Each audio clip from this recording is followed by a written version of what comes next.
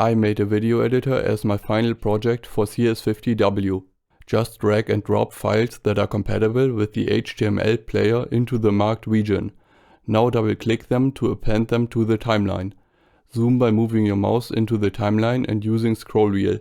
Cut a clip by pressing S. Move the playhead to the next clip with A and D, or just click with your mouse. Move the clip under your playhead left or right with Q and E.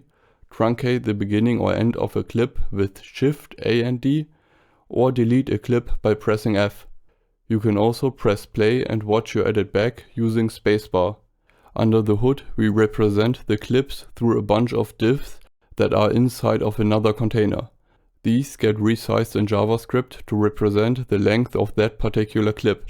This is then matched to a canvas that is placed on top of everything which has the time markers and playhead drawn on it.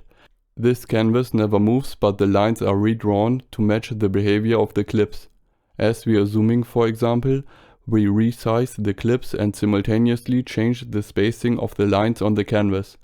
Now let's look at the player itself. Visible to the user is only a canvas, but if we look into the elements using the browser, we can see two hidden players. When there is a cut, we play the video we want to cut to on the player in the background and switch at the right time. The output from the active player is then drawn onto the canvas. Let's see how noticeable cuts are by just placing some cuts in the middle of this clip. Using a filter. This makes the matrix slightly smaller and effectively. You can also register or log in, and if you forgot the hotkeys, don't worry, there's an instructions tab.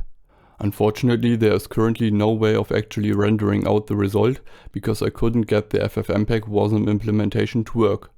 If you work at DaVinci Resolve, notice how I prioritize having all keys accessible by the left hand so you don't need to take your hand off the mouse, ever. Just saying.